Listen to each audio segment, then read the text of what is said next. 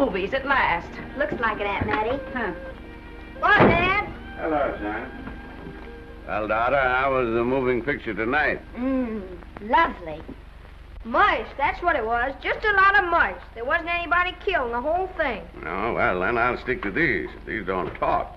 And that big cluck Norman Maine was in the picture tonight. Never does anything but kiss a lot of girls. Norman Maine is one of the best actors in pictures. You and your movies, that's all you think about. You shouldn't be allowed to go to him at all if you're asking me. Too bad I was so busy in the kitchen. I didn't hear anybody asking you. Hello, Granny. Hello, darling. But of course, no one ever listens to me. They do if they're within 10 miles of you. Gadding around picture shows. House all cluttered up with movie magazines. And the other day, I caught her talking to a horse with a Swedish accent. Now, sis, we're only young once, you know. Ah, Hollywood. You'd better be getting yourself a good husband and stop mooning about Hollywood. Do you know what she wants to do? She wants to go to Hollywood. I've known it all along. I've seen her making faces in the mirror and talking to herself. That's what comes of your movies. Why, what would you do if you did go to Hollywood? I'd be an actress. I would, I tell you. I've always known I could. Guys, wouldn't it be wonderful to have a movie star in the family? Oh, Miss Blodgett, may I have your autograph? You may not know it, Alec, but you're practically on your way to bed. Oh, Miss Blodgett, you're my favorite actress. Won't you tell me the secret of your success? Oh, let me alone. I asked her, what's come over you? I'll tell you what's come over her. She's just a silly little girl whose head has been turned by the movies. And the sooner she forgets the whole thing, the better off she'll be. Why will I be better off? What's wrong with wanting to get out and make something of myself? What do you do that's so much better? Just because you're satisfied to sit here all your lives, you think you can laugh at me. Well, someday you won't laugh at me. I'm going out and have a real life. I'm going to be somebody. You know, if it was spring, I'd say give her a good dose of sulfur and molasses. I thought I'd find you. Oh, stop that. Now, stop crying. That isn't going to do you a bit of good. Oh, I'm crying because Aunt Mattie and Alec make me so mad. Oh, Alec and Aunt Mattie. Fiddlesticks. They're not important. You're the only one that counts. Esther, everyone in this world who has ever dreamed about better things has been laughed at. Don't you know that? Oh, I suppose I do, but... But there's a difference between dreaming and doing. The dreamers just sit around and moon about how wonderful it would be if only things were different. And the years roll on and they grow old. And by they forget everything, even about their dreams. Oh, I don't want to be like that. I want to be somebody. Oh, yeah. You want to be somebody. But you want it to be easy. Oh, you modern girls give me a pain. When I wanted something better, I came across those plains in a prairie schooner with your grandfather. Oh, everyone laughed at us as they did at all the other pioneers. They said this country would never be anything but a wilderness. We didn't believe that. We were going to make a new country. Besides, we wanted to see our dreams come true. Oh, Granny, it must have been wonderful. It was wonderful. But don't you think for one single minute that it was easy, Esther Blodgett? We burned in summer and we froze in winter. But we kept right on going and we didn't complain because we were doing what we wanted to do. Can you understand that? Yes, I can. Could you do it? Could you do it even if it broke your heart? Because remember, Esther, for every dream of yours you make come true, you'll pay the price in heartbreak. Oh, I know what I'm talking about. You may not believe it, but I was a young girl once. And a very pretty young girl. A lot prettier than you are. And I was in love with your grandfather. And when some Indian devil put a bullet through him, I felt as if it had gone right straight through my heart, too. And I remembered all he taught me. And I went right on. I buried him out there in that wilderness with my own hands. And I went right on that same day. And I kept right on going, even when your mother was born. Oh, Granny, I want to make it worthwhile.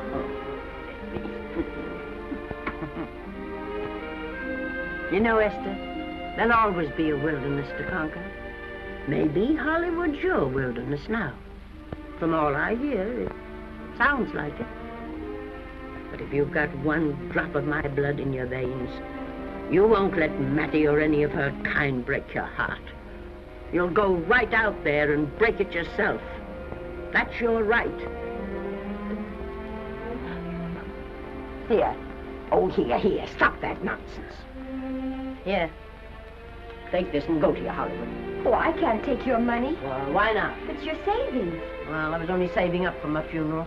Now I don't think I'm ever going to die. Oh, Granny, how can I ever thank you?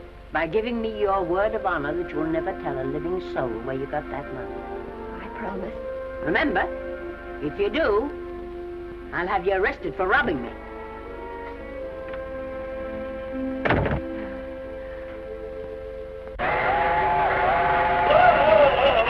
Here we are.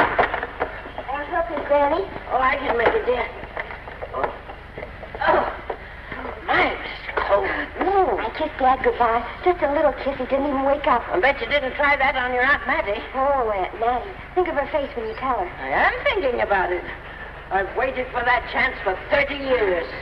There she is, girl. Oh, thank you, Kirby. Good,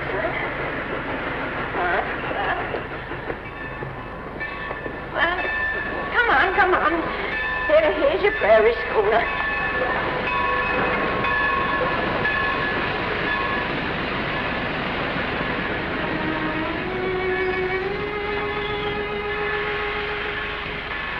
All aboard. Oh, Granny. Go on. Goodbye, Granny. Goodbye. I'll be waiting for you in those movie pictures. Don't tell Mattie. You know, my eyes are not as good as they used to be, but my ears are all right. So you remember, talk up good and loud. All aboard. Goodbye. Bye. Bye, Granny. Bye.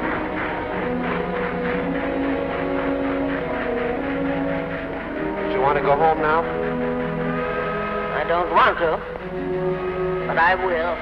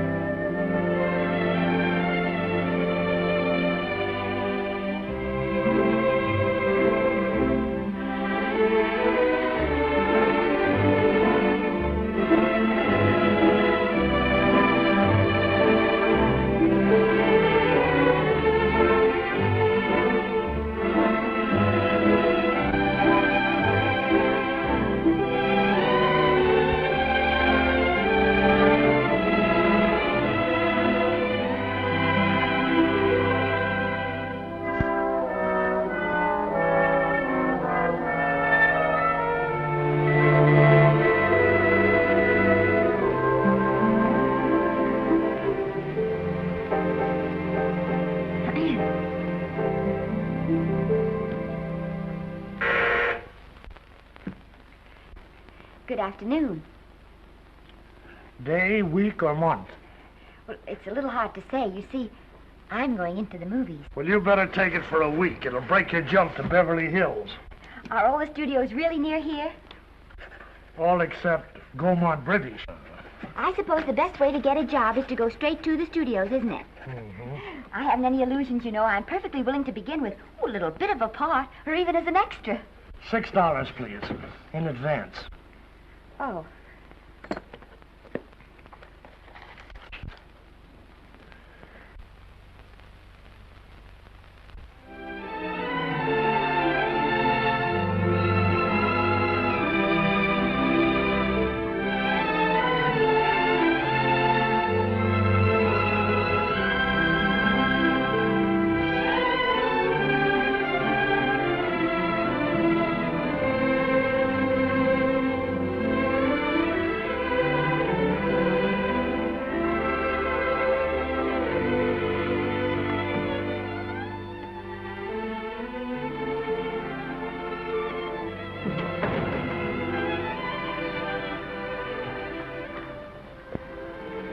I beg your pardon.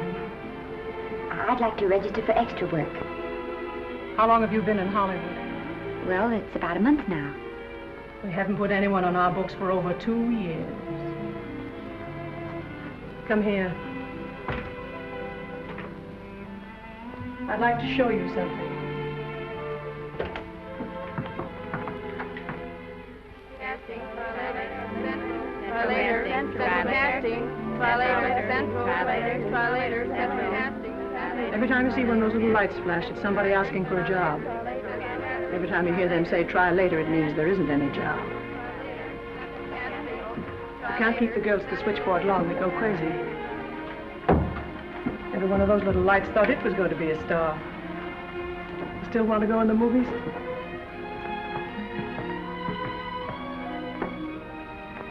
You know what your chances are? 1 in 100,000.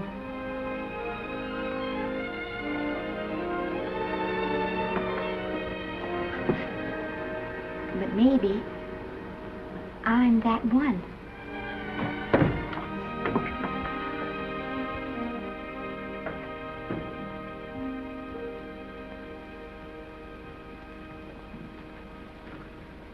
Any phone calls for me, Mr. Randall? Oh, no. Jesse Lasky and Sammy Goldwyn must be writing letters instead. How's the luck today? There wasn't any. Maybe you don't go at it in the right way. Now take Danny McGuire here. He knows the ropes. Don't you, Danny? Sure, I've had him around my neck for years. Huh? What? Oh, Miss Blodgett. Danny McGuire, our new tenant. How do you do? Mr. McGuire is a big director. Oh, are you really? Oh, could you possibly use me in a picture, Mr. McGuire? Of course, I haven't had much experience, but I don't think that really matters if you're willing. And I Now really listen, feel lady. In the first place, I'm not a director. I'm an assistant director. In the second place, if I had any jobs to give away, I'd confer one on myself. And in the third place, you should have stayed back home in the first place.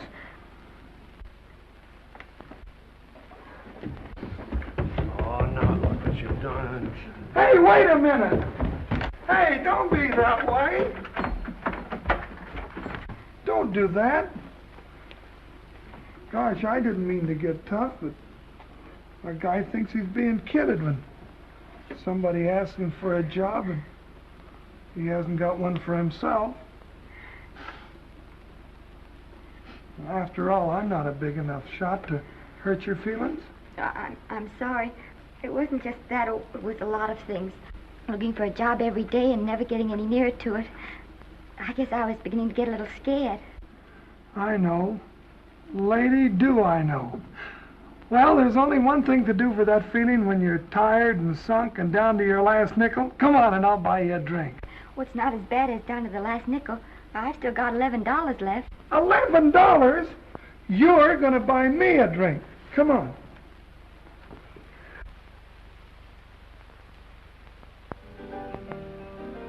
That's right, George. There's nothing like a little rum to take away that milk flavor.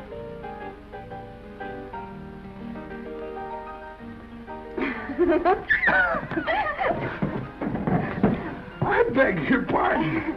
Certainly.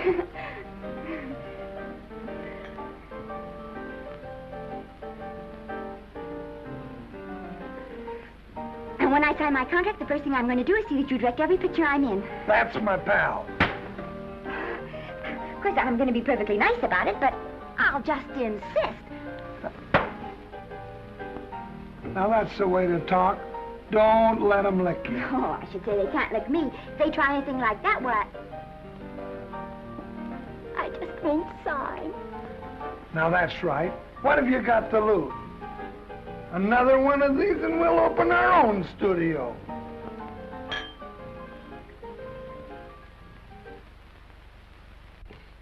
Bill rendered $24.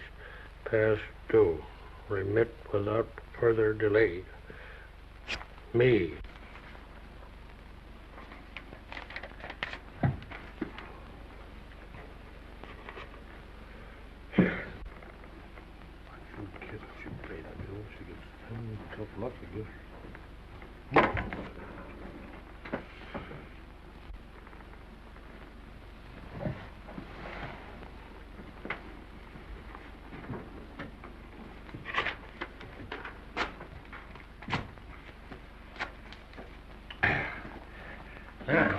Fifth race. Tri-cat. Who's riding tri-cat?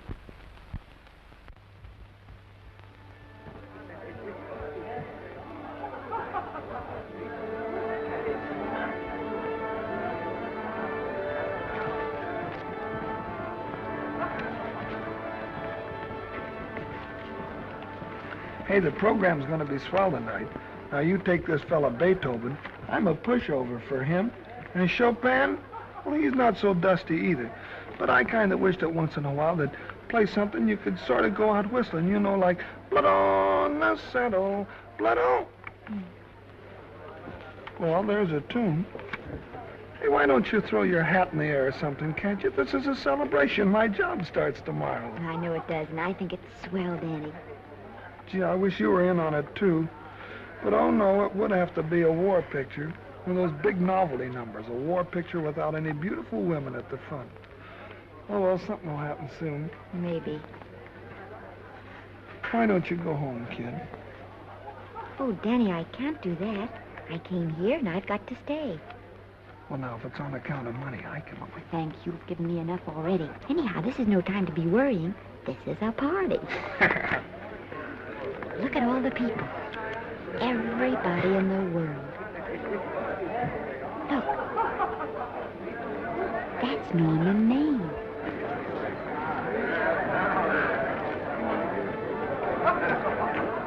And he seems to have had that one extra cocktail.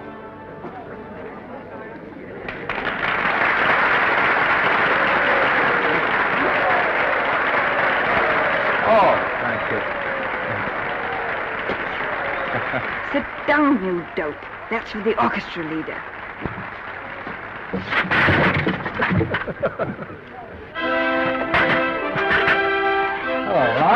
Hello, Norman.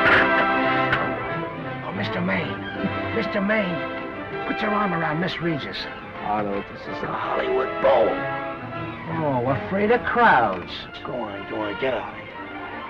What's the matter? You getting too big to bother with photographers? Don't want any pictures taken now. Oh, is that so? Well, supposing I take it anyway. If you do, I'll shove that Brownie number 2 of yours down your throat. Thank you, Mr. Mayor. Norman, stop it! Stop it!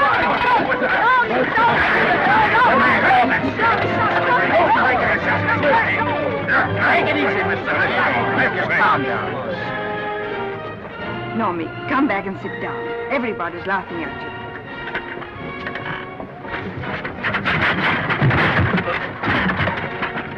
All right. Hi, Norman. Is he always like that? Well, I suppose he has to sleep sometime. Oh, and he's so wonderful on the screen.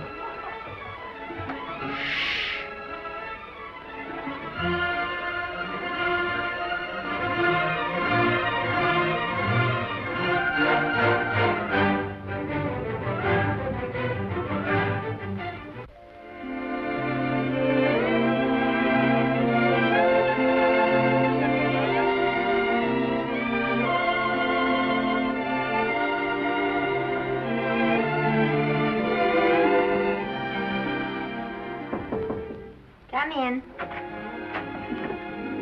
Daddy, what's the matter? Well, believe it or not, I got a job for you. Daddy, that's wonderful. When do I go to the studio?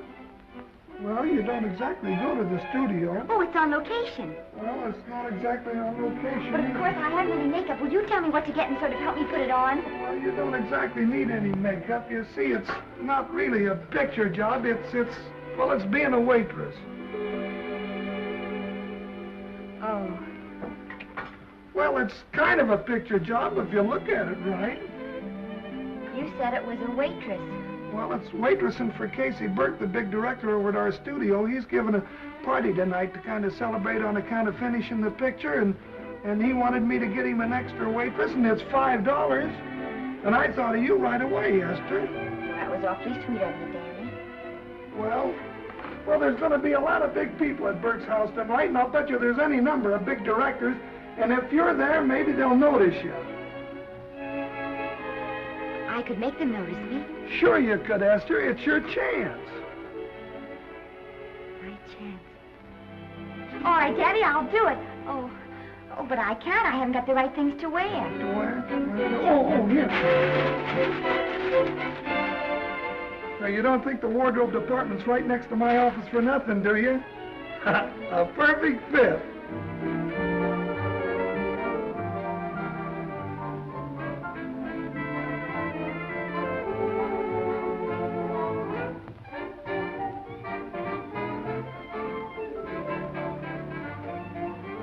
Did you get to the preview last night? I did. Would you like a little hors d'oeuvre? They are very nice. Oh, thanks. Well, what did you think of the picture? They should have saved it for Thanksgiving. What a turkey.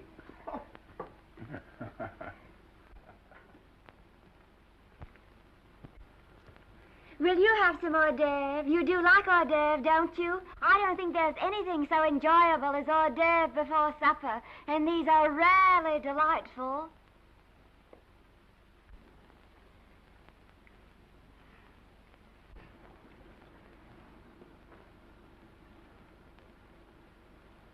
And at the finish, the kid turns around and sings the lullaby to its mother. Pardon the big boys, but would you like a little hors d'oeuvre?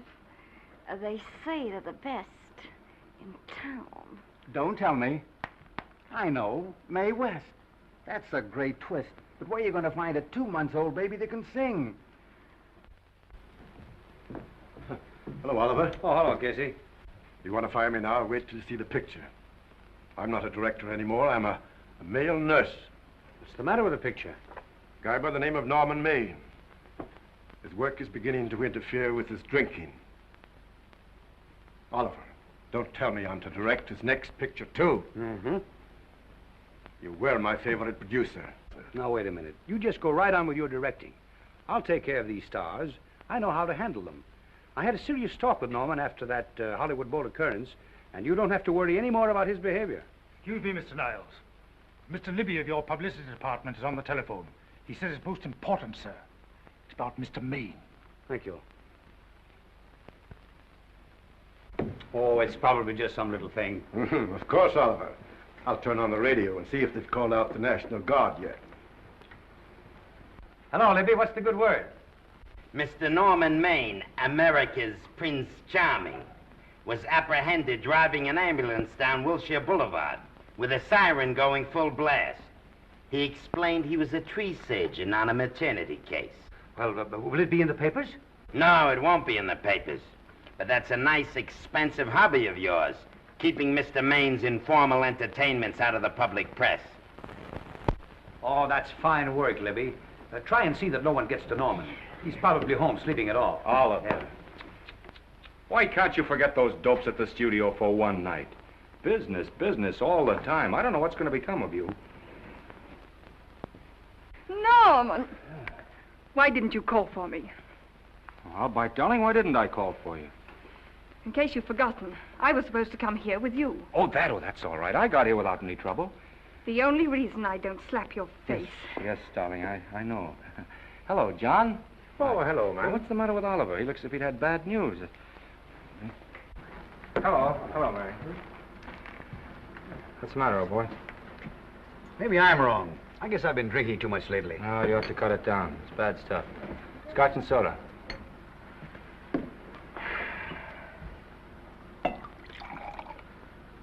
Come on. The word, you know, is pronounced when. Bad dialogue, Oliver. I'd rather not watch this. You know best. Soda. Thank you. Oh. Go ahead and say it. I've got it coming to me. Don't make it tougher on me, Norman. I don't want to stand here and preach, but take a look at my side of it. I'm trying to make pictures with you. I know. Costs are going up and the grosses are going down. No, it isn't that. I've made lots of money with you, and I can afford to take a loss. But I hate to see you going the way of so many others. Why don't you get Lloyd's to insure you against me? You can't get insurance against a man forgetting who he is. You're a great star, Norman, but there's nobody so big that he can afford to have people refuse to work with him. Who doesn't want to work with me? You... Quiet. Listen, I know plenty of people who do. Yes, and so do I. But your real friends can't stand seeing you start to fall apart. What do you mean by that? The first signs are always the same. Not being able to remember your lines. Cameraman struggling to cover your hangovers. And all because you have to have a good time. Every day and every night. Listen, I've warned you for a long time, Okay, Norman. Oliver, you're a swell guy. You won't lose any money on me. I'll promise you that. I'll be ready for the curtains when the time comes. When it does, here's my epitaph.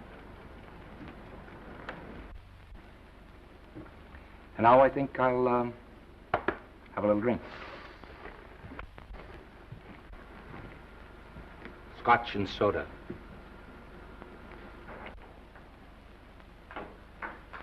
Scotch and soda. Ooh.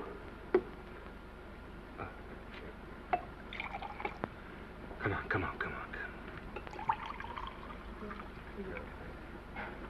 And a little soda? Caviar? No, thank you. Yes, pardon me. Ah, lovely. No, I mean the caviar. Mm-hmm. No, don't go away. I'm starving. Really. Which would you take? Well, I don't know. Don't you know? Oh, I don't know either. It's hard to choose. Well, I think I'll take caviar. Mr. Maine doesn't care for any more. Do you know me?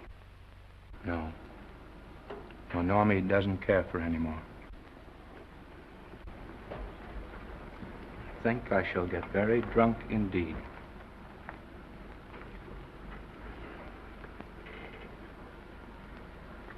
Scotch and soda. Sorry, I have something.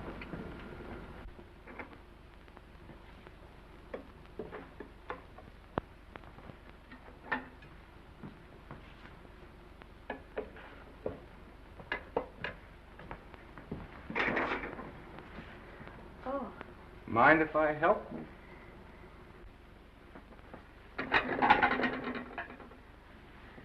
Won't they miss you?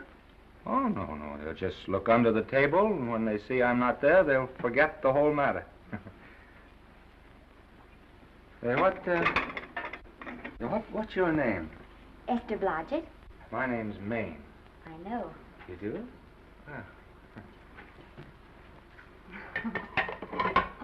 What's so funny? I was just thinking about all your fans and how surprised they'd be to see you here helping me put plates away. Oh, they don't know my finer side.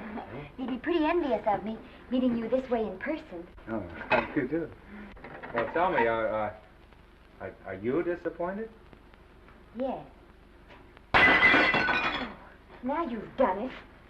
Oh, never mind that. That makes the room look lived in. Tell me, why are you disappointed? I was sitting behind you at the Hollywood Bowl the night you didn't want to be photographed. Yeah. I'm told I crept into many a heart that night. Oh, I can never explain this. You know, you have very pretty hair. You better get out of here. And a sensitive mouth. And a charming little Precisely why are you here instead of with the rest of the guests? I'm just trying to be helpful. I see. Are you sure there's no other attraction? Well, it might be that my old mania for putting plates away is coming back on me. It's rather odd. I always know where I can find you if there's a pretty girl around. It's not only odd, it's embarrassing. You're being deliberately insulting, Norman. I've put up with this for long No, enough. dear, don't lose your temper. Remember, we must try to keep the voice low. I know you'll excuse us if we go on with our work.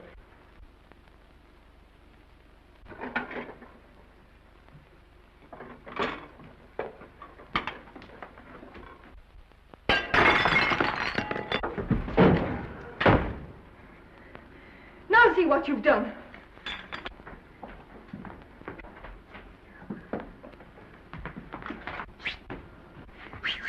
Come here. Help me up. Are you hurt? No more than usual. Come on, the wolves are on us. We gotta get out of here. Oh, I can't. The dishes aren't finished. Oh, yes, they are.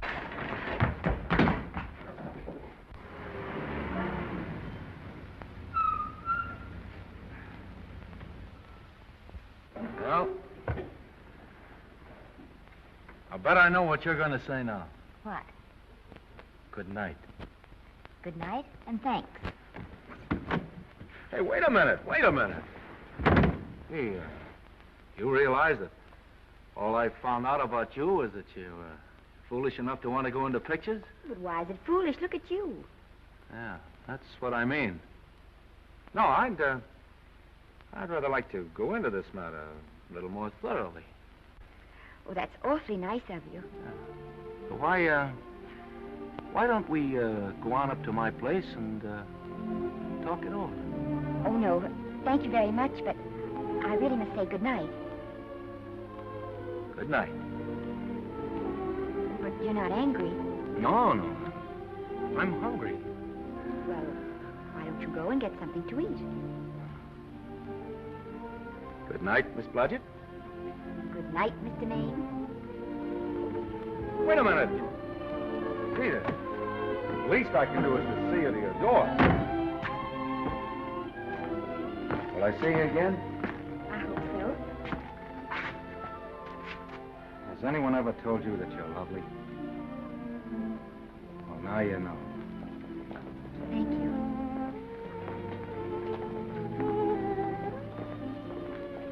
This is hard to say, but I want to say it anyway.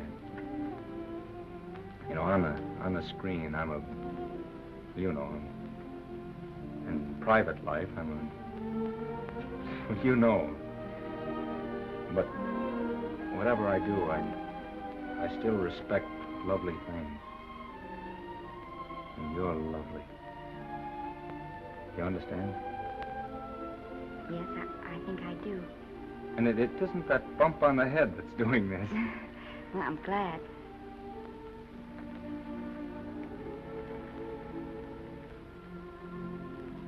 Good night. Good night.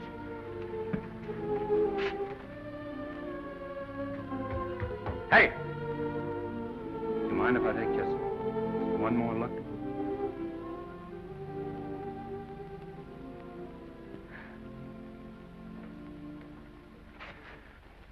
Go away.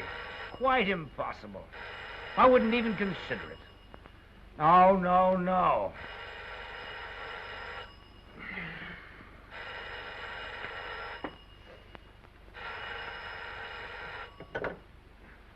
Hello? Who is it? Who? Norman? What have you done now? You're not in jail, are you? Oh. Yes, I see. Oh, it's that again. I see. She's beautiful. Yeah, I know. You want me to give her a screen test? Yeah, certainly. She's got wonderful possibilities. Oh, you know she's got something.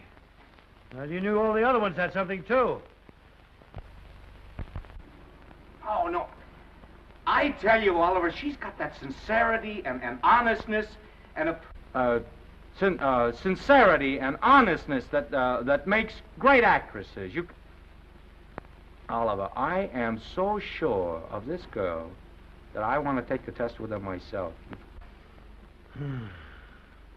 Listen, Oliver, you've worked hard. You're entitled to a break. You get...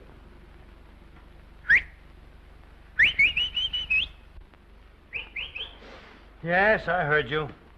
Anything. Yes. Yes. Yeah. Oliver, look, you try to get a little sleep now, old man. Right. All right, boy. Good night. Let's go. Now tell us.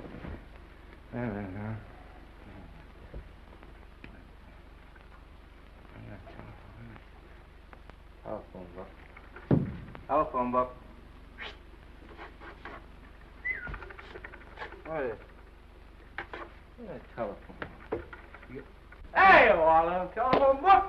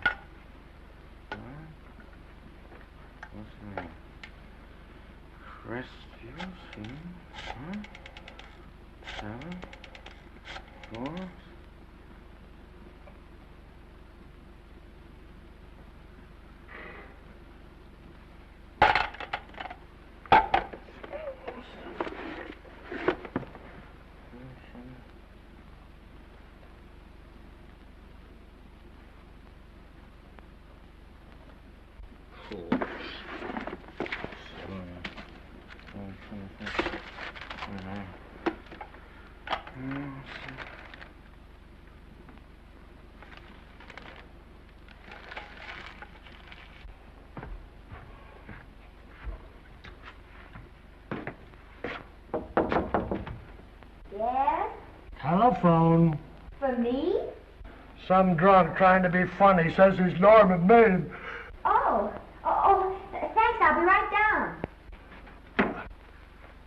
And Miss Blodgett, would you give him a message for me? Tell him it's 3 o'clock in the morning!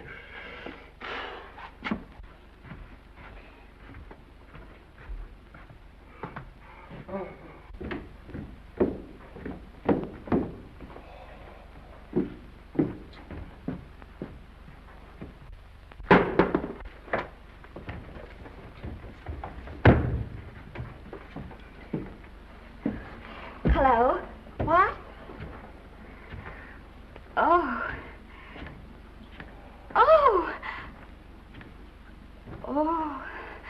Oh, yes. I'll be there. Oh, thank you.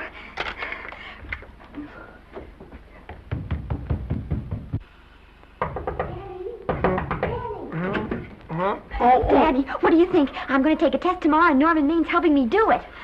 I'm taking one, too. Garble's assisting me.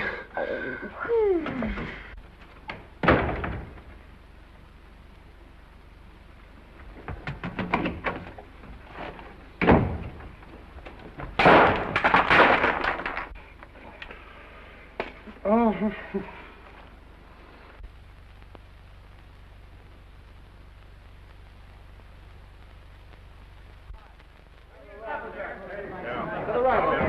Move that Gobo in. Put a silk on that broad. No, the Yankee. Is this light too hot for you, Haley? Okay, but cut down on your backlight. Put a double on that 90. Bring it down a little. That's it.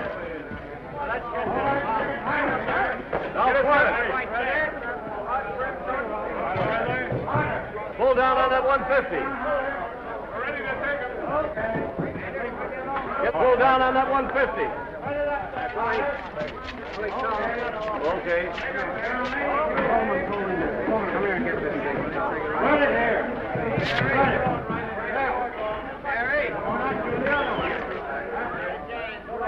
Bring me an apple box. Listen, gentlemen, please, if you don't mind. This is just a test. Ready, Mr. Burke? All ready, Mr. Burke. Ready, Mr. Burke. Ready now, Mr. Burke. All ready, Mr. Burke. Ready now, Mr. Burke. All ready, Mr. Burke. We're ready, Mr. Burke. All right, let's take it. Quiet! Quiet! Quiet! Quiet! Ready, Norman? Yeah. You ready, Miss, what's your name? You'll soon know your name, Esther. The whole world's going to know it. But I'm so scared. Maybe I better not try it today. Oh, come on, now don't be foolish. They all had to go through this. Harlow, Lombard, Myrna Loy, and now Esther Blodgett. All right. I'm ready. This is the take. Rolling. Quiet. Hey!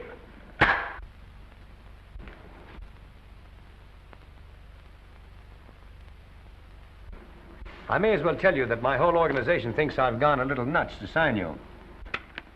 Well, maybe they're right. I've been nuts before. You see, all the experts seem to think that your type is a little mild for present-day taste. But I rather believe that tastes change, like eyebrows. And I think that also, like eyebrows, tastes are going back to the natural. You look like a nice girl. I think I'm going to like you. That's not important. I think the public will like you. That is important. Yes. I see what you mean. I mean, I know it is. Only don't think it's going to be easy.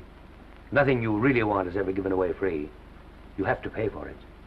And usually with your heart. Someone else told me that once. But you still have to work it out for yourself. Oh, well, all this is just a long way of saying, I'm glad you're with us and good luck to you. And now I'm going to turn you over to our demon press agent, Libby. Don't let him frighten you. He has a heart of gold, only harder. And for the love of Pete, learn to close your mouth and keep it closed, even in your love scenes.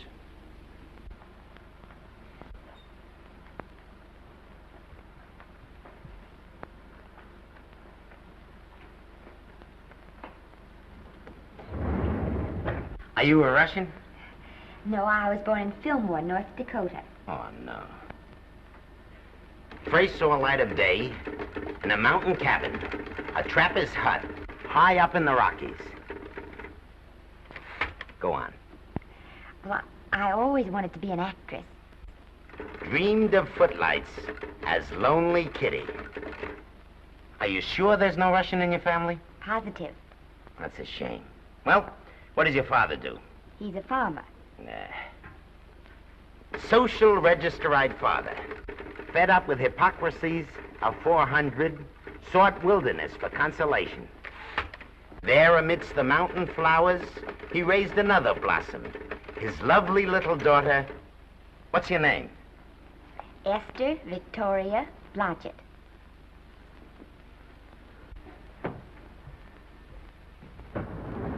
Greatly appreciating your attention in this matter, very truly. Do you know what her name is? Esther Victoria Blodgett. Hey, we'll have to do something about that right away. Esther Victoria Blodgett. Well, that Blodgett's definitely out. Let's see, Esther Victoria, Vicky. How about Vicky? Oh, I think that's terribly cute. Let's see, Vicky. Vicky what? Vicky, pronounced Vicky. See, Esther, Besta, Sesta, Desta, Festa. Oh, that's very pretty. Jester, Hester, Desta, Lester. Vicky Lester. Oh, I like that. Say it. Vicky Lester. Say it again. Vicky Lester. Say it again. Vicky Lester. Say it. Vicky Lester. Say Vicky Lester. Vicky Lester. Vicky Lester. Vicky Lester. Vicky Lester. Flash. Oliver Niles Studio discovers new starlet, a Cinderella of the Rockies. Her name is Vicky Lester. Those who have peeked tell me she couldn't be more divoon. The face of an angel and such natural talents. Her voice is a symphony. Her very walk, they tell me, is enough to drive men mad. Not that way. Get the lead out of your feet. Lift them up.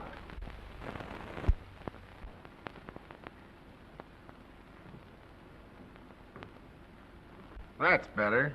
It's terrible, but it's better. The quality of mercy is not strained. It droppeth as the gentle rain from heaven. Cease. Through the mouth, my child, through the mouth. The nose is for smelling roses. Proceed. Does she have to look surprised all the time?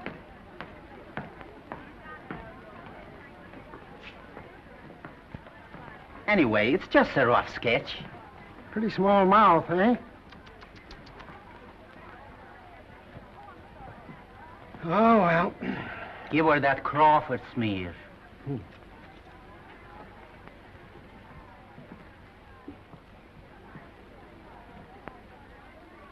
This'll give her that Dietrich. Yeah.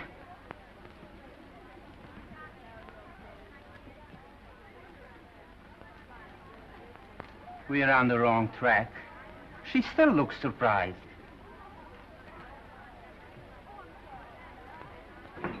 Listen, dress people. We're shooting on the set this morning, not in the commissary. Now, come on, snap into it. Acme Trucking Company? No. Mr. Smith is not in.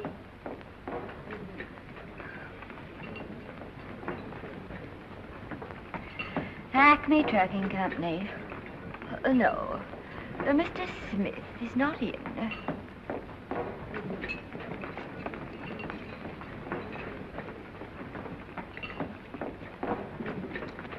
Good morning. What can I bring you, Mr. Maine? That just shows how long you've been here. Mabel, bless you. How soon are you and I going to be married, huh? I don't know. You'll have to ask my mother.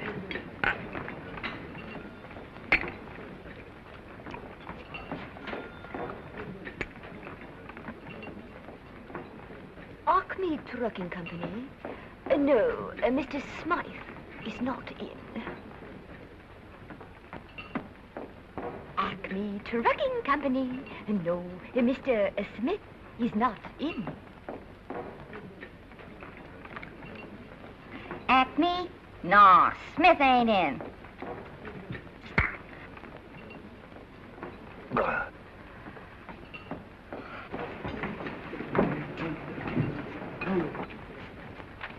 Acme Trucking Company? I'd like to speak to Mr. Smith, please. Mr. Smith is not... Oh, Norman. What's all this between you and Smith? I've got a part. It's only one line, but it's in the picture. Well, it's ambition that made you break that date with me last night. Well, I had to be here so early this morning, and So did I. I had to stay up all night to make it. you've started your picture, haven't you? No, we're still in the testing stage. You can't seem to get the right girl for the lead. Gee, you'd think with all the girls there are that... Yeah, I know, but this one's got to be different. She's got to be little and cute and sweet and intelligent. Well, blow me down. What? Well, close my tired old eyes. What is it? Hold everything. Come on. Come on.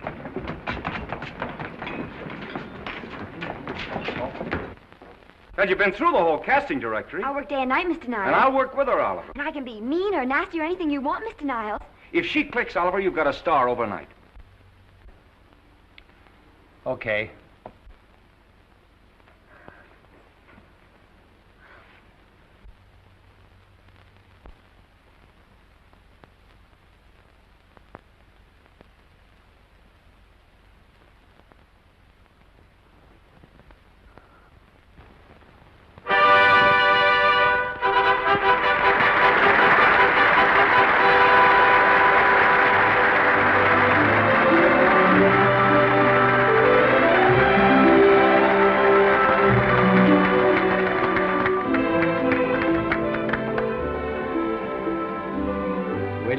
The end of the picture.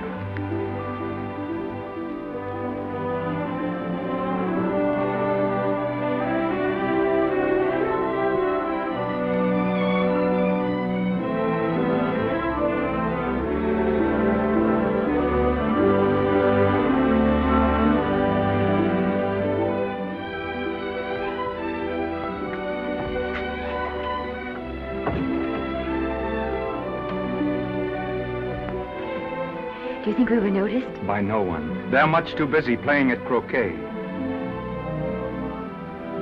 I've loved you all my life. But we only met 2 days ago. That's when my life began.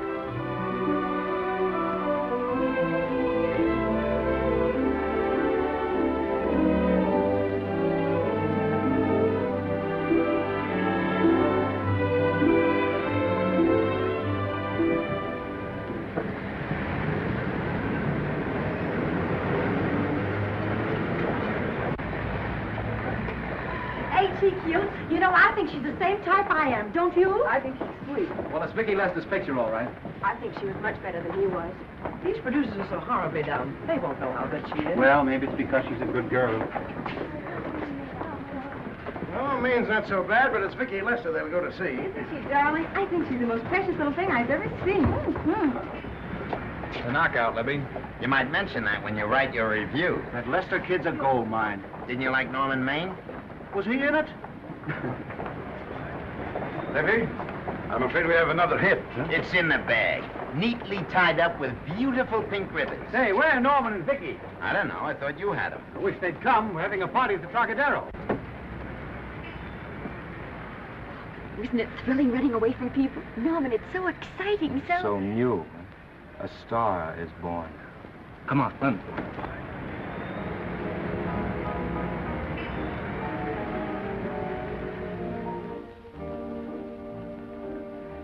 It's wonderful, isn't it? Crazy quilt. Oh, it's a carpet that's spread for you. It's all yours from now on, you know. Come, Esther. You're a success. You'll have everything in the world you want. I hope it'll make you happy. Hasn't it you? But then there was one thing I never had. Lots of times I told myself I'd found it, but I always knew I was lying. Still, I never stopped looking for it. Maybe it'll come. Well, I think it has come, Esther. I only wish it weren't too late. Oh, but it's not too late. Oh, you can't throw away your life the way I've thrown away mine and have anything left that's good enough. No. You can. Norman, you can. You mustn't tell me that, Esther. I'm so afraid that I'll believe it.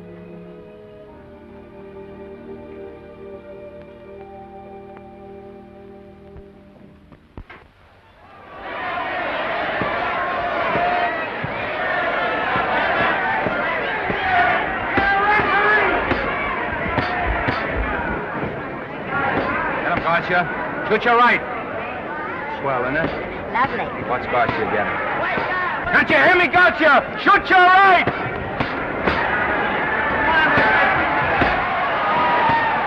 He's down! Gotcha got him! Gotcha got him! He did, didn't he? Yeah, but he'll be up, though. You like it? Sure I did. You like me? Sure I did. Ooh, that reminds me. Will you marry me? No, thank you. Come on, Gotcha, finish him. Why won't you marry him? Wasn't that dependable? Hey, shoot your right! Throw away your money? Break him up in there, break him up. Drink so much.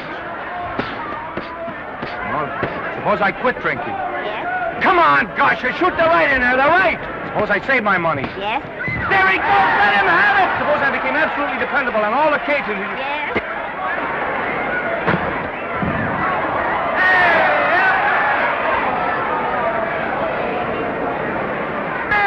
Gotcha, he's got him! He's got him! He certainly did.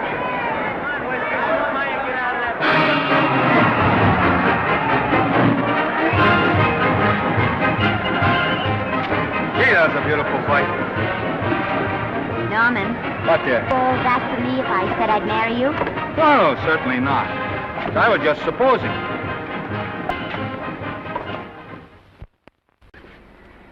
We're going to be married. Guess I didn't read that line right. I'll try it again. We are going to be married. Both of us. Yeah, to each other. What do you think of that? Well, when? Where? Well, we thought we'd elope in the conventional manner. What's the matter? It's trying to decide whether it's good for the studio. Is it? It is. And bless you, my children. When's it going to happen? Oh, we thought we'd just sneak out sometime. We're not telling anyone but you. Listen to this. The screen's ideal romance blossomed into breathtaking reality today when Vicki Lester and Norman Maine, America's dream lovers, slipped quietly through the portals of holy matrimony. How does it sound? Horrible. But you see, we're going to elope. Sure you are. It'll be the biggest elopement this town ever saw. We'll get a tie-up with the Army, have you escorted all the way down to Yuma by 20 of their new bombing planes. Is he going with us? Don't you think we can work this thing out better alone? No sense in bothering the happy couple with all the details. I'll see to it that you get a carbon copy of the whole layout. I can hardly wait. I'm sorry we didn't realize that we were in the way. While you're settling the details, you don't mind if I take this woman out and buy her a ring, do you? Sure, go ahead. We want everything legal. That's a charming match. A nice girl like Vicky, and public nuisance #1. Now, wait a minute, Libby. Norman's all right. And if you'll pardon my pointing, Vicky's business is her own. It doesn't require any comments. I wasn't making any comments. I just said it was a rotten shame. So go ahead and plan the elopement. Oh, that elopement stuff is out. You can't get any scope in that. We're going to have a wedding. Where'll we have it? Customary place, I believe, is a church. Nah, it's been done. This has got to be something big. The beach. I can visualize it. The bridesmaids in bathing suits. 20,000 Santa Monica school children spelling out the word love. It's a novelty, but is it big enough? Why not the city hall? A police escort of every motorcycle cop in town. Sirens screaming, confetti pouring out of buildings like the Lindbergh reception in New York, only on a big scale. What's the matter? Isn't it big enough? And now if any man can show just cause why these two may not be lawfully joined together, let him now speak, or else hereafter forever hold his peace. Do you, Alfred Henkel, take this woman as your lawful wedded wife? Will you love, comfort, honor, and keep her in sickness and health as long as you both shall live? I will. Do you, I beg your pardon. Do you, Esther Blodgett, take this man as your lawful wedded husband? Will you obey, serve, love, honor, and keep him in sickness and health as long as you both shall live? I will. Place the ring on her finger. Hurry, please. Now, by virtues of the power invested in me as Justice of the Peace of San Bardo Township, County of Los Angeles, I pronounce you man and wife.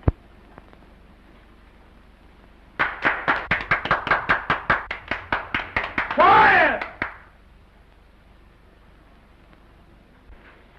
And now I must exercise my prerogative of office. I hope you'll be very happy, Mrs. Hinkle. Thank you. Thank you, sir. Oh, Thank Danny. you very much. Now, if you'll please sign the license. Oh, yeah. You know, Mrs. Hinkle, I can't help but believe I've seen you somewhere before. Oh, really? Well, I believe this is the first time I've ever been in San Bardo. You know, your face is familiar, too, Really? Mr. Hinkle. There you are, sir. Thank you very much. Here's your Thank you, receipt. Sir. Thank you. Goodbye. Goodbye. See you again. Yes, goodbye. No, I don't mean I'll see. No.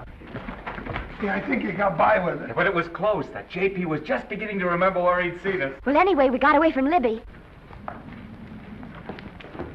Hello, Toots.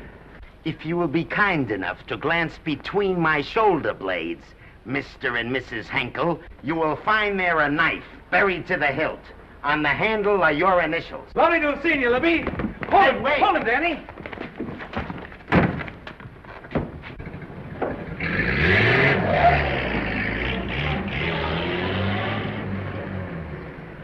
There go a couple of rats I raised from mice. Well, they got a right to get married, haven't they? I haven't got any right to double-cross the public, and I haven't done it yet. Hey! People versus Porky Washington, who is charged with violating Section 600. Young man, you're in contempt of court. Operator, get me the Los Angeles Tribune. I have a good mind to put you under arrest. Wait till I make the score. You wait, too. Tribune, give me the city desk. Johnny, this is Matt Libby. I got a flash for you. Norman Maine and Vicky Lester were married at 2:30 this afternoon. Vicky Lester? Court recess.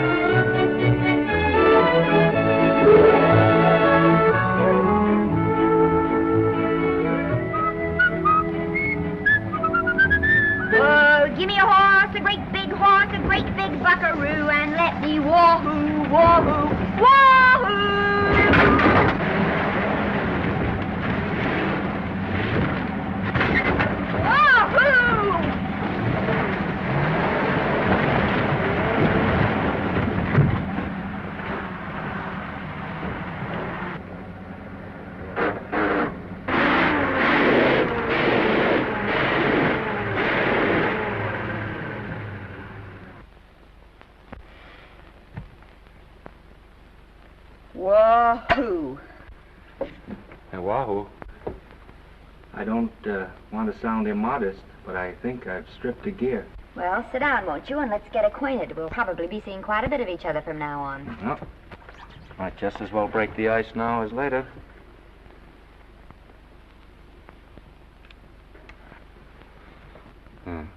Now we're old friends. Say, have I got time for a shower before dinner? Plenty, if you can find a shower. I never can remember where that thing is. Does it pull out or slide under? Here, I think I can find it. No, it's the linen closet. Here it is. Nice work. Oh, half the time those things are just luck. I'll see if I can disinfect this steak.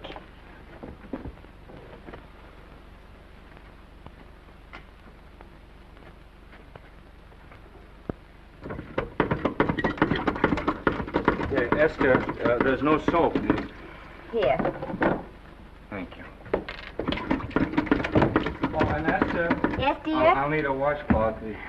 How are you fixed for cigarettes? And you know I never smoke underwater. Hey, what do I do to make this thing work? Pull that gadget at the top and pray for rain. Well, I can't reach it. I can't get my hands up. If you've gone in there with your arms down, you'll never get your bath. Unless you're a contortionist. Yeah, well, I'm not a contortionist, and don't throw that up to me now. You knew it when you married me. Will you close this door, please?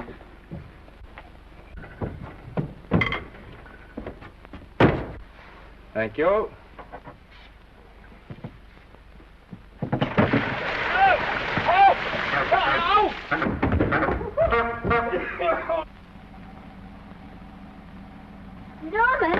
Norman, here comes the car. You got it? Huh? Here, quick. Quick what? Quick, go out and stop them and ask for help. Oh, I'll catch cold. Oh, you'll get warm again. Yeah, don't, dear. They'll recognize me. Now, if you keep your face down, go on. There may not be another car for a week. Well, Howdy, partner. Howdy. Stuck? Yeah, how'd you guess it? Can you get us some help? Well, I reckon not. You know, it's a long way to town. We're pretty busy down at the place. Well, I gotta get out of here. I've got my wife with me. Doesn't she like the country? No, and we're short of food. There's a lot of game in them woods. You know, well, my wife can't shoot. Well, you're sure up against it. Sorry I can't do anything for you. Well, wait, listen, I'll be frank with you. I'm Norman Maine. Who? Norman Maine. Well, my name's Judd Baker. Glad to have met you. Well, so long. Hey, wait a minute. Listen, you don't... So you're Norman Maine.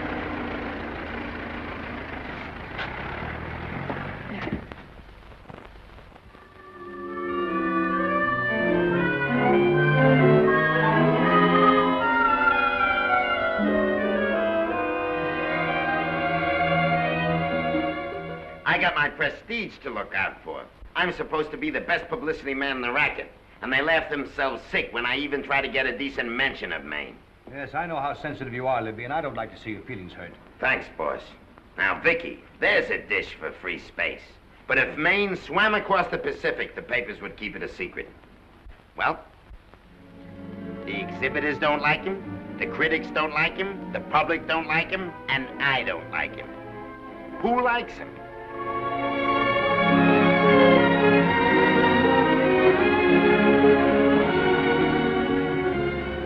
Oh, but darling, this is almost too much of a surprise.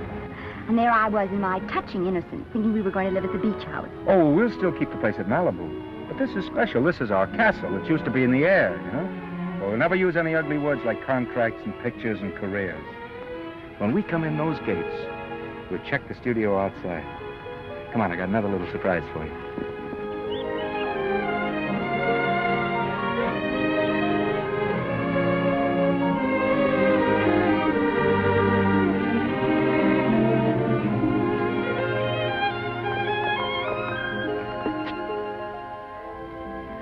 Oh, Norman, it's lovely.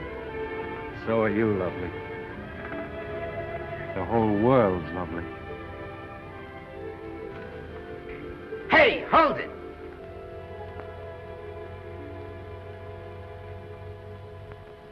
That's it. Caption: Their honeymoon never ends. All right, let's get some pictures. Now, if the bride will sit here and the groom stand behind her, we'll have something unique. Now let's go after something different. You sit down and she'll stand up. Pretty radical, isn't it? Yeah, but in a nice way. Okay, Otto, fire. Caption, their honeymoon begins anew. Ah, the producer.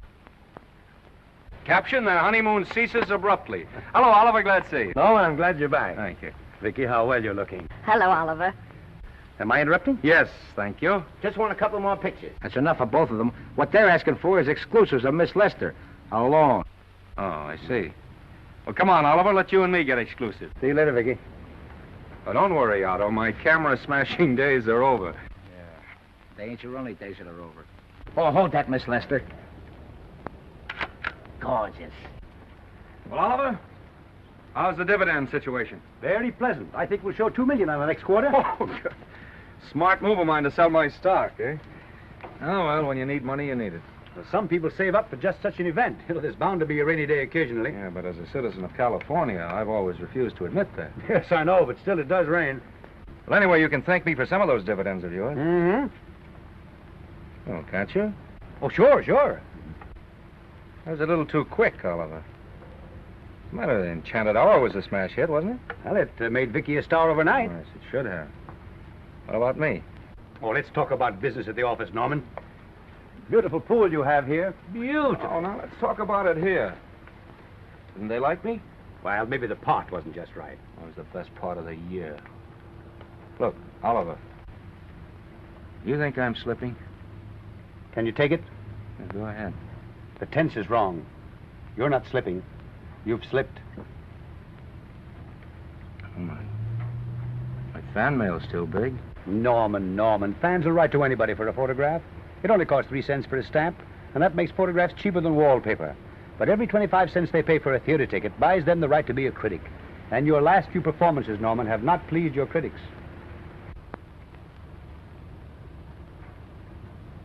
You remember I told you I'd be ready for the curtains when the time came?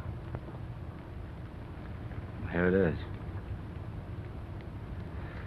Let's call off the contract, no hard feelings. We're not quitting, either of us. There's no explaining these things. We've all seen how the public turns. Maybe we can turn them back. I've got a swell script lined up for you. About Esther. If you think that I'm going to get in her way... Well, as a matter of fact, as it happens, there's no part in this story for her. I'd more or less planned to star her in a picture of her own, with that young Pemberton opposite her. He's coming along nicely. Good for young Pemberton. All right, Oliver. We'll make a try at it. Let's hope it's not too late.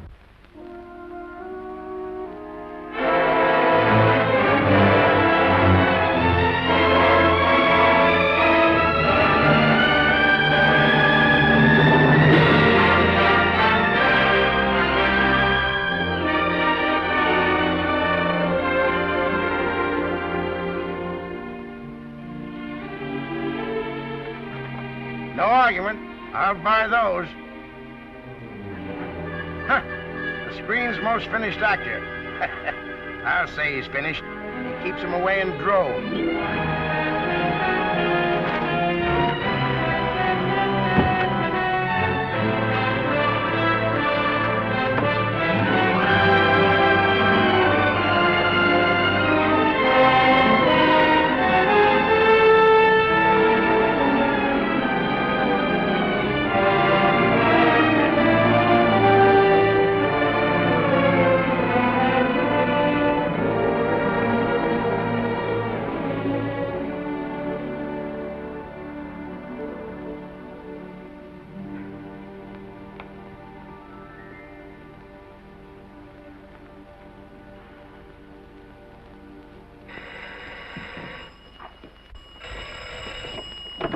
Hello? No, Miss Lester isn't home as yet. No, I'm not the butler. But I can take a message just as well as he can, honest. Oh, is that you, Norman? Swell. Listen, Norman, This is Artie Carver. Hiya, kid. Swell. Say, I hear you're through with Oliver Niles. Is that on the level? Oh, please, Artie. I'm not news anymore. Forget it. Say, what kind of a settlement did you make on your contract? Give me a figure so I can do a story on it. There was no money involved. We just called it quits. Okay, I'll fill in my own figure. Say, by the way, I've been trying to get an interview with Vicky for 2 weeks, but she's always busy. How about you giving an old pal a break by speaking to her for me? Sure, I'll ask her. Swell. So long.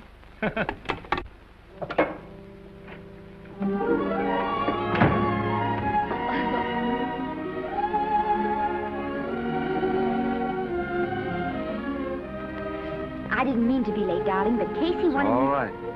You're here now. What's new today? Nothing. Haven't been out of the house. Let's go somewhere tonight. No.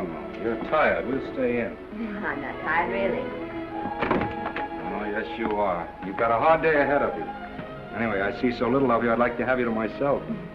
Oh, but it's the servants' night out. We haven't any Yes, we have. I fixed a little snack with my own lily white hands. I'm learning to cook in my spare time. Then I think I'll marry you. Oh, I get it. You want to make an honest cook of me. Comes in on wheels in this joint.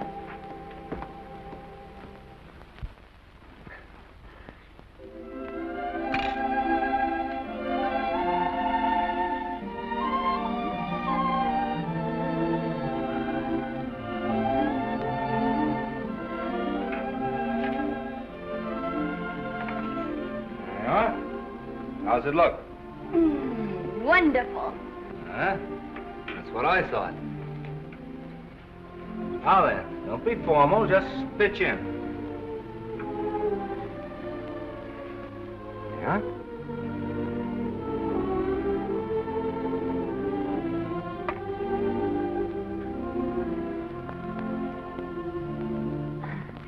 I'm afraid my mouth's not quite big enough.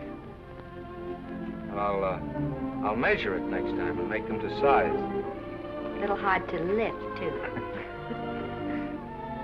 In fact, I think I'll take those measurements right now.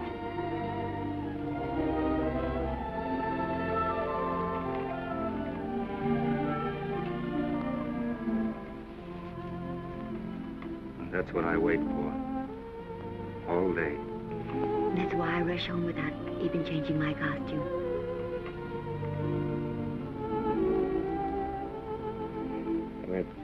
We're forgetting that we're hungry. Would you like a sandwich? Thank you. I still have a little work on this one.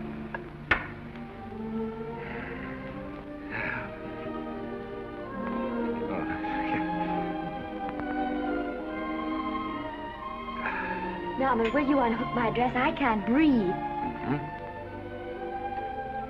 You know, all the time I thought it was the kiss that made you breathless. A lot of hooks, hmm? Uh-huh. Why don't you have a zipper?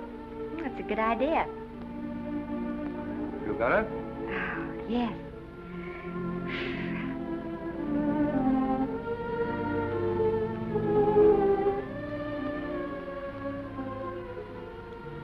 Don't look now, but I think that guy on your left is in love with you. I hope so.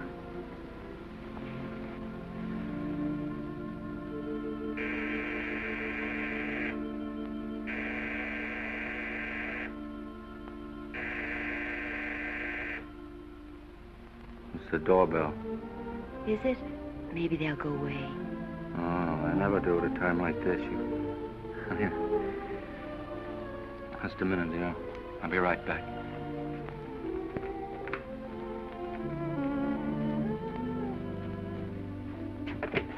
Does Vicky Lester live here? Yes. I got a package for her. I'll sign for it. Who are you? I'm her husband. Oh, sure. Sign right here, Mr. Lester.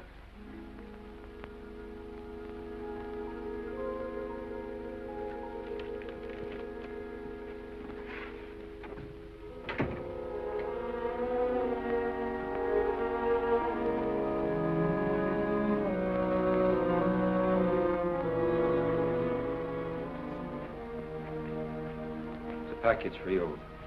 Oh, by the way, I forgot to tell you, they want you for a benefit to Shrine Auditorium next Wednesday night. I told them I'd ask you. And, Oh, darling, I don't want to hear about that now. Well, you better wait till I finish before I forget them all. The Academy dinner secretary phoned. She wants to know if you want a table reserved for you. Oh, yes, Artie Carver called and asked if I'd use my influence with you to get him an interview. I told him I'd try. That was all, I think. Oh, Norman, let's don't talk about those things now. We're forgetting the wonderful food you prepared. Well, I'm not very hungry now. I think I'll fix me a little drink, But, Norm...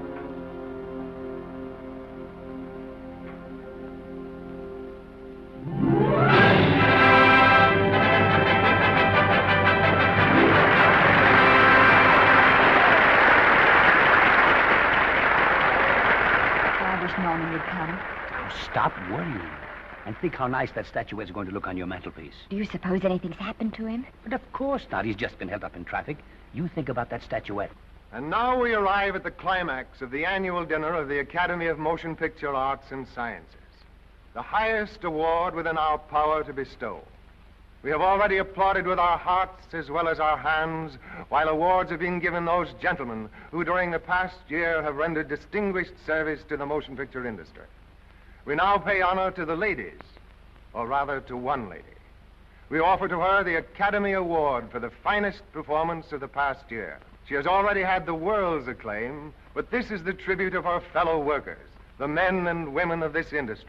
It is not only my pleasure, but my privilege to present this award to the actress who created the unforgettable Anna in Dream Without End, Miss Vicki Lester.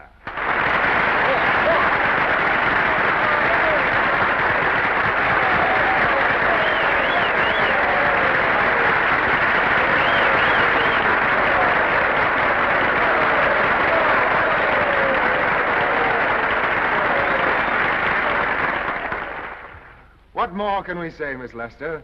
This says it all for us.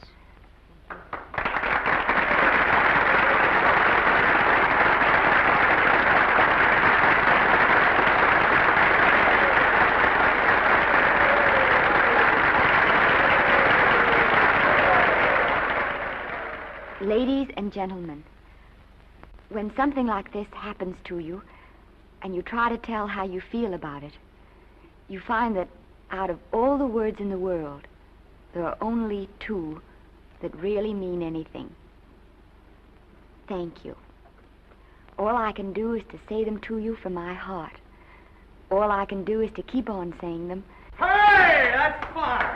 Oh, this thing. That's a very pretty speech, my dear. Very pretty. You said the right thing. I want to be the very first one to congratulate you. Well, on that valuable little piece of bric-a-brac. Now I want to make a speech.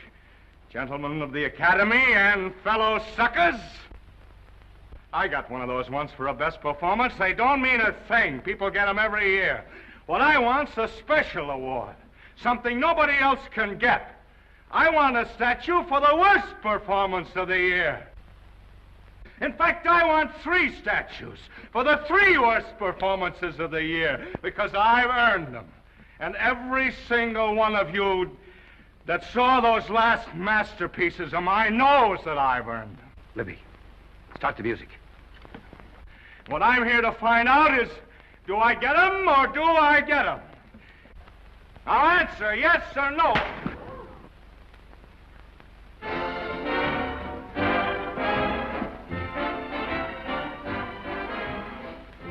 Norman, darling, let's go and sit down.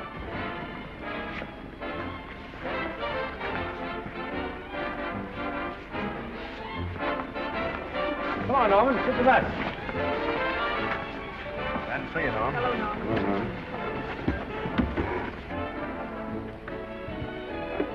Well, Norman, how are you? Hi, Oliver. My dear, do let me congratulate you. You must be terribly proud and happy tonight. Thank you.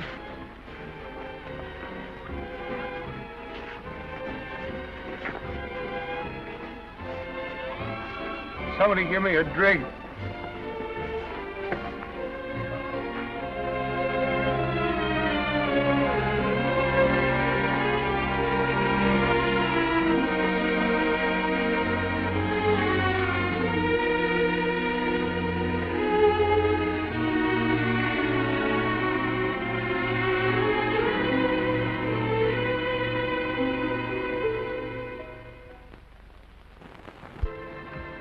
Oliver, it's nice of you to come to my dressing room. Vicky, how are you? I've missed you. Everyone's missed you. Have a nice trip. Well, a 3-month tour of the theater circuit scarcely comes under the head of pleasure.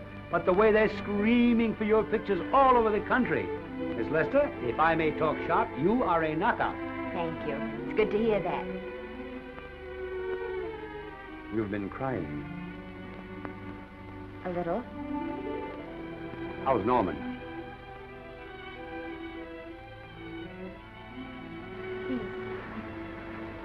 Well, he's trying awfully hard, Oliver. Letting Norman leave this studio was the hardest thing I ever did. There was nothing else I could do. I know. Has he been... Is he all right? He's gone to a sanitarium. He really wants to stop drinking. And I think he could only... Well, perhaps if he could start working again, it would be some encouragement. Oh, Oliver, could you do that? Yes. Oh, thank you. But he mustn't ever know I told you. He won't know, and you mustn't worry. I want you to keep up your good work in this picture. I'll try, Oliver. That's the one thing I can do for you.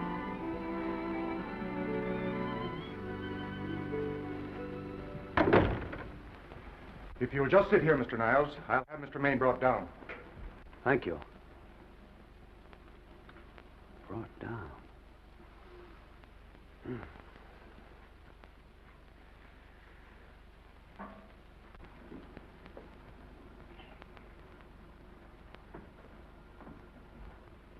Hello, Oliver. Welcome to Liberty Hall. Hello, Norman. Well, no, Mr. Niles isn't slipping me a case of scotch, Cuddles. This is just a handshake. This is Cuddles, Oliver, my social secretary. We go everywhere together. How are you feeling, Norman? Fine. Getting along remarkably well, Cuddles tells me. He says you ought to see some of the boys. Let's sit down. Yeah. Cuddles, we really don't need you. Touching, isn't it? Can't bear to have me out of his sight. Are you comfortable here, Norman? Comfortable. It's positively luxurious. They even have iron bars in the windows to keep out the draft. How much longer are you going to be here? Oh, well, I'm really cured now. I'm just staying on for an extra week or two to get in good shape, you know. After all, there's no particular hurry to return to the cameras. That's what I wanted to talk to you about. I've got a script with a fine part for you in it. Gee, Oliver, that's great. That's great. Who plays opposite me? Well, it is not exactly the lead. Young Pemberton's doing that. But I tell you frankly, I consider your part better than the lead. Oh, I see. It's better than the lead. Well, of course, it isn't terribly long. But it's one of those parts that makes an impression on you. They'll be thinking about you all through the picture. Mm-hmm. Well, the thing is, Oliver, I'm pretty well set at another studio. I'm not at liberty at the moment to tell you which one. You know yourself how those things are. Of course. But it's a big picture. He's one of the biggest of the year. Mm-hmm. And the part. Every actor in Hollywood would give his teeth to play. See. Well, that's fine, Norman. Naturally, that will tie you up for a while. But we won't get to this picture for some time. And perhaps, if you want to consider it for later on, well, we'll be... I'll tell you, Oliver, you'd better not count on me. See, I've got several pictures lined up after this one. Then they're talking to me about England. You know, they're doing some very interesting things over there, you know. Mm-hmm. Hey. What is it, Cuddle? Speak right out. We all love you. Your dinner. Oh, yeah, we dine at 5:30 here. It makes the nights longer. Well, goodbye, Norman. I'm glad to see you getting along so well. Be out in no time. I'll have to introduce myself all over to a lot of people. They won't know me when I'm not drinking. Goodbye. Goodbye, Norman. Thanks for dropping in. That's fine. Yeah. Well, Cuddles? Alone at last, eh?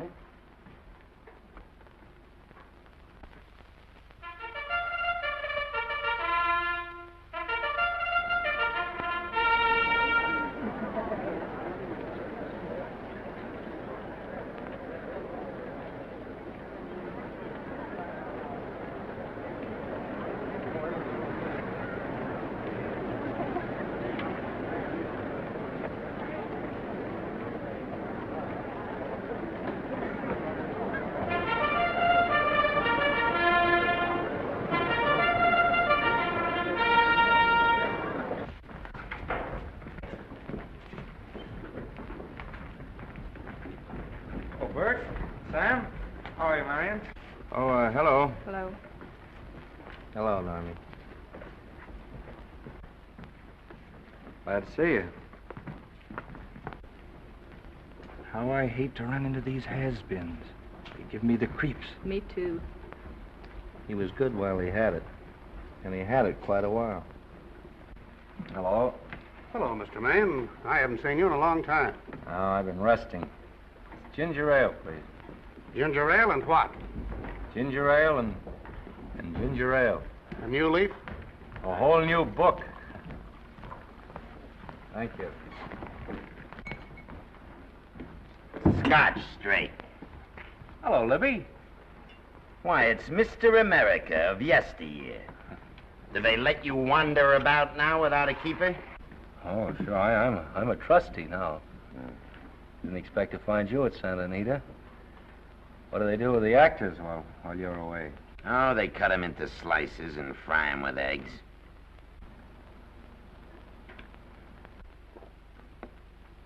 I suppose you'll be here all the time, now that you've retired from the hurly-burly of the silver screen. Well, we're living down in Malibu now. I'm pretty lonesome with Esther away working all day. Well, I wouldn't squawk about that if I were you. It's nice to have somebody in the family making a living. Oh, wait a minute, Libby. I don't want to forget that we're friends. Friends, my eye. Say, listen, I got you out of jams because I had to. It was my job, not because I was your friend. I don't like you, and I never have liked you. Nothing made me happier than to see all those cute little pranks of yours finally catch up with you and land you on your celebrated face.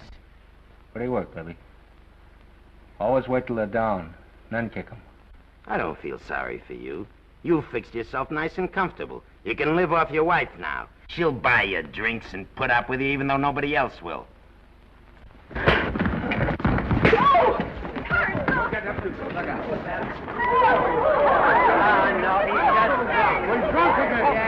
on, Front. Hey, wait a minute. Come on outside for you wise guys. I'm Norman Maine. Well, that's not my fault. Oh, don't bother to toss him out.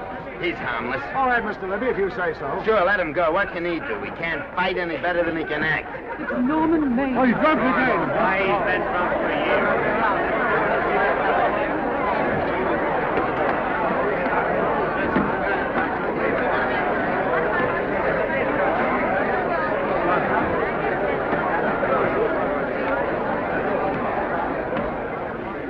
Give me a scotch. Double. Leave the bottle here.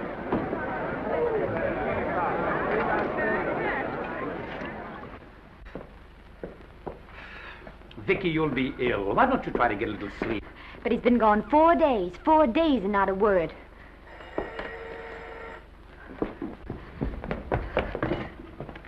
Oliver, I can't. I just can't. Hello? No, this is Oliver Niles speaking. What? Where? Thank you.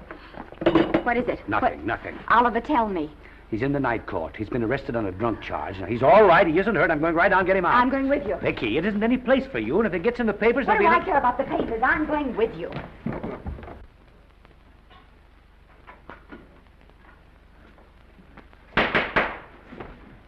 Division 30, Municipal Court, County, Los Angeles, now in session. The Honorable Judge J. Parrish presiding.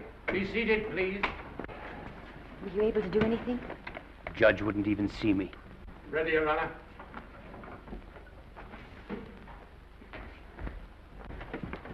I want to advise you that you're entitled to be represented by counsel, to be confronted by the witnesses that may testify against you, to compel witnesses to attend on your behalf to a public and speedy trial by the court or by a jury, and the right to be admitted to bail. Call the first 5. Gregory, Bales, Kane, Rodriguez, Johnson. Come on, boys, step in. Go ahead. Move along.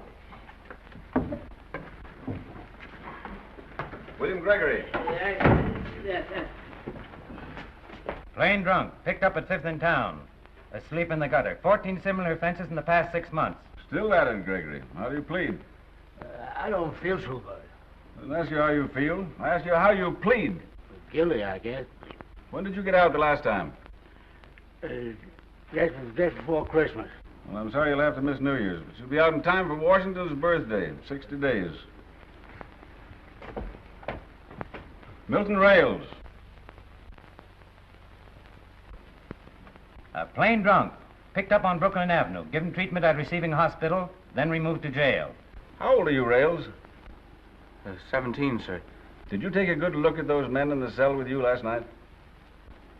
Yes, sir. And have you taken a good look at yourself this morning? No, sir. I suggest that you do. $5 or 2 days. Sentence suspended. Oh, Judge, Alfred Henkel, more commonly known as Norman Maine. Drunk and disorderly. Cracked car into tree at Sunset and Coronado. Evidently been drinking for days. Resisted arrest and injured one of the arresting officers. How do you plead? Guilty. You're Norman Maine, the actor, aren't you? You've come pretty low, haven't you? There isn't a man here who's had the advantages you've had. Look what you've done with them. You're nothing but an irresponsible drunk, driving about the streets with the power to inflict death or injury on innocent people. I think we'd better deny you that power for a while. 90 days in the city jail. Please wait.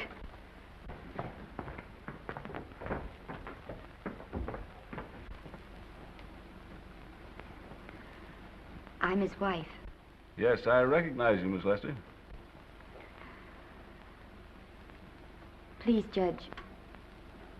I promise you this won't happen again. I'll be responsible for him. If you just won't send him there. You realize that this man, when drunk, is obviously a menace to public safety? And you realize, too, Miss Lester, the responsibility you'll be assuming to this court and to the Commonwealth? I do. Sentence suspended. Prisoner remanded to custody wife.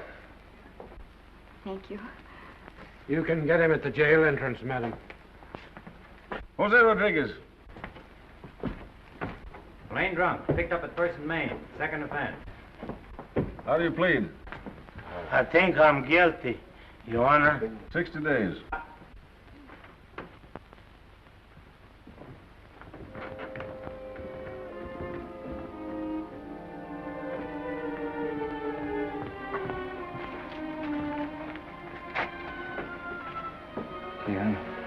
I'm so tired. Hold it, Mr. Maine, for picture. Oh, no. What please. about a statement for the press? Oh, no, please.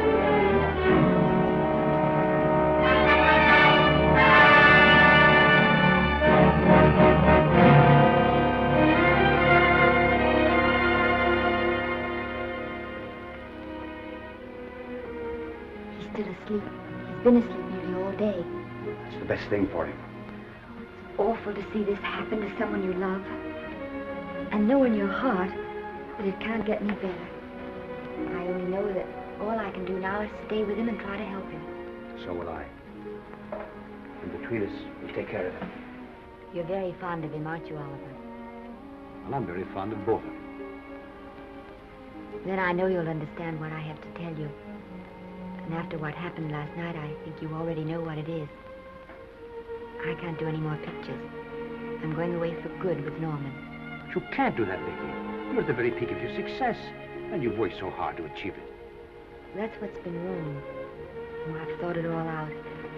Maybe if I hadn't been away from him so much, last night and what went before, it wouldn't have happened. Oh, I know it's too late to think about that now, but it may not be too late to go away with him and start over somewhere. It's your life you're giving up, Vicky. so I can try to give Norman back his. Can you honestly tell me I'm wrong to do it? No, Vicky. I cannot honestly tell you that. Then there'll be no more Vicky Lester.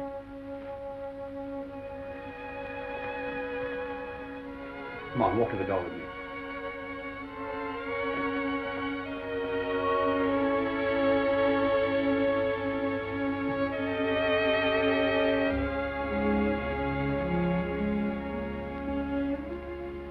Goodbye, Vicky Lester.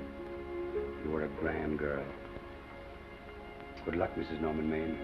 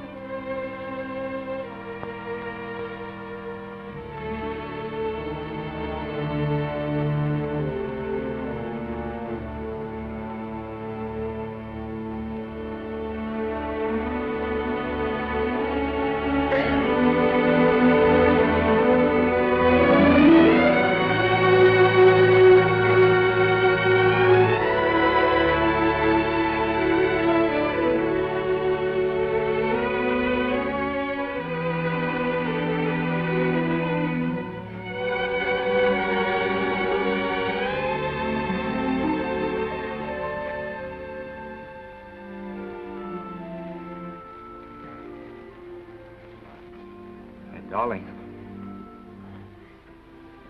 this is Maine coming in to apologize again. I'm sorry, dear, but it isn't you. What other troubles have you got? None. I was just playing a scene with myself. Now look, I'm just coming out of the jitters and you're just going into them. This is a swell household. Isn't it? I'll tell you what we'll do. I'll promise to brace up if you'll go on the wagon. I guess I have been drinking too much. You know what I'm going to do? I'm going to be an athlete. You mean with great big muscles and everything? Well, roughly speaking. Gonna join the YMCA? It costs too much. And I'm going wading out in our front yard. Now? Sure. Would you like me to go with you? Sure, if you'd like to. No, me. I don't think I will. It might spoil this beautiful, natural wave. Yeah, I guess that's right. But, darling, look, could you have a hot toddy... some hot soup for me when I come back? Some hot soup? Yeah. And I'll make some of those nice sandwiches. Norman, do you have to?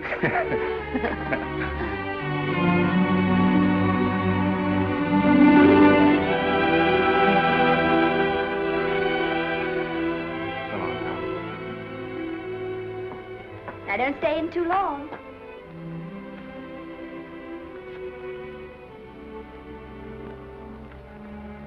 Hey! You mind if I take just one more look?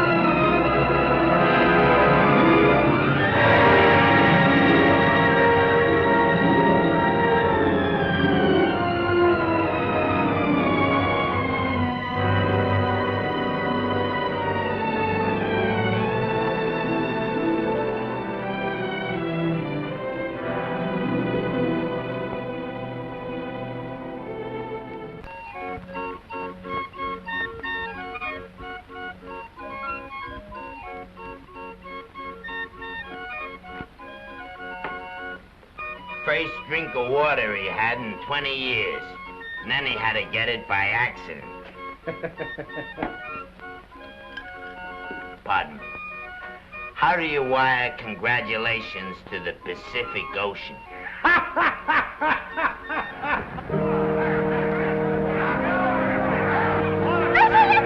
Oh, you can't see her face.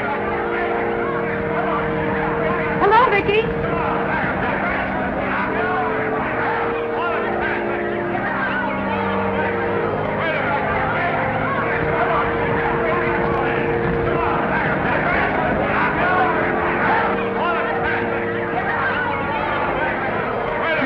Can't you? Come on, Vicky, let's see your face. Vicky, will you sign my book for me? Write Mrs. Norman May. Don't you care, Vicky? You get over it. Stand back, can't you? Don't you cry, dearie. He wasn't so much.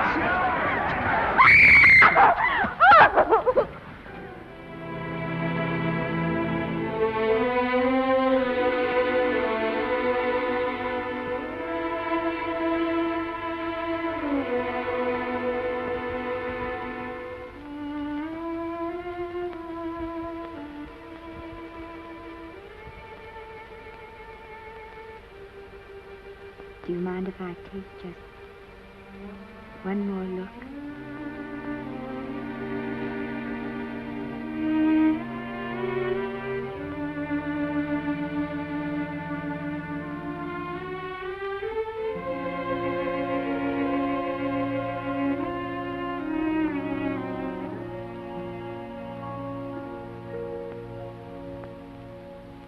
Here are the paychecks for the servants, Graves.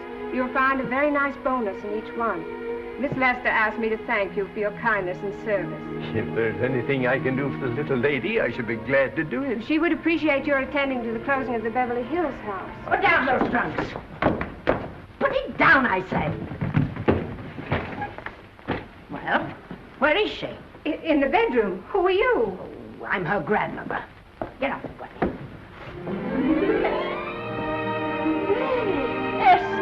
Granny, darling. Oh, I'm so glad to see you. What made you come? Oh, I know when I'm needed. Now get out of here. Go on, get out of here, all of you. I want to talk to my granddaughter alone. I came just as quickly as I could. But I'm going home. I sent you a wire yesterday.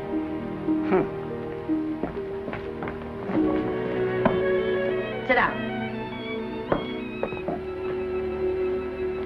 Is it true that you're going to quit the movies?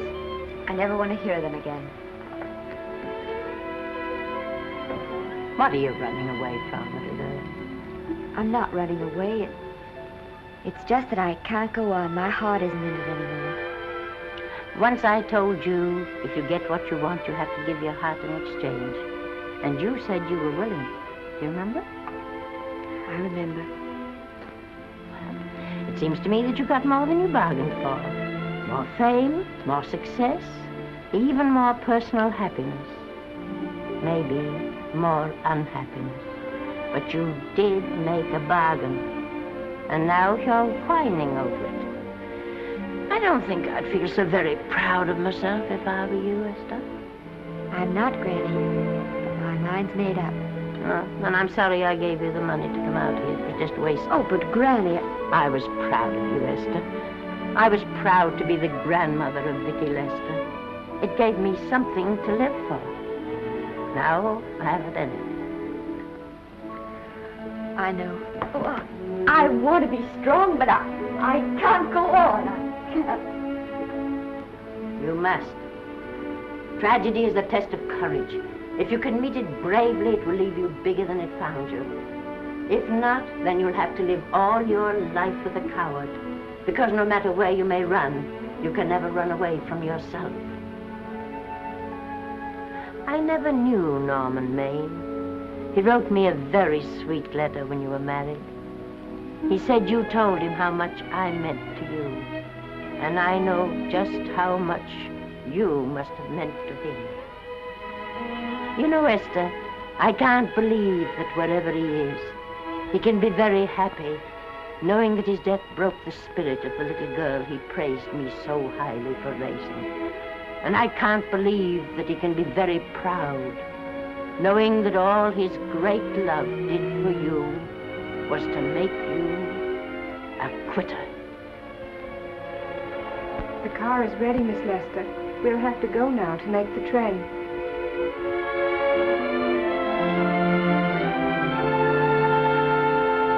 Put the car back in the garage.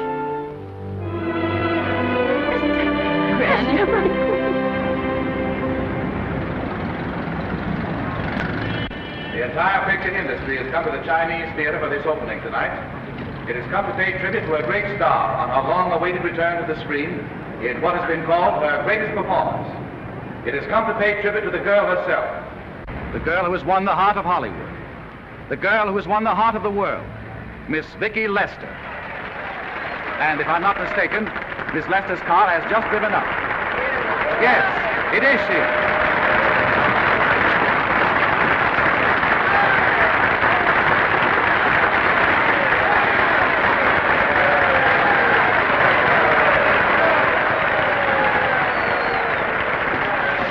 This doesn't scare you too much. I scare very slowly, young man. Just a while, folks, please.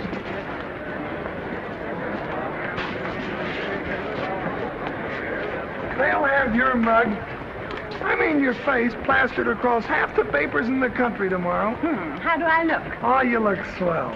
You're a liar, but I like you. And here's Miss Lester's grandmother. Won't you say a few words to the radio audience, please? Say something, Letty. You know, we've got a thing like that back home where they all listen in on, but we call it a party line. Won't you say something, please? They're listening. Maybe some of you people listening in dream about coming to Hollywood. And maybe some of you get pretty discouraged. Well, when you do, you just think about me. It took me over 60 years to get here, but here I am. And here I mean to stay. Thank you very much.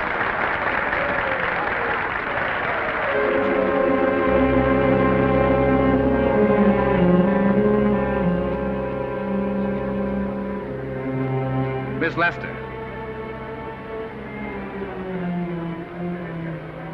This microphone is on an international hookup. Throughout the world, your fans are hoping that you'll say a few words to them.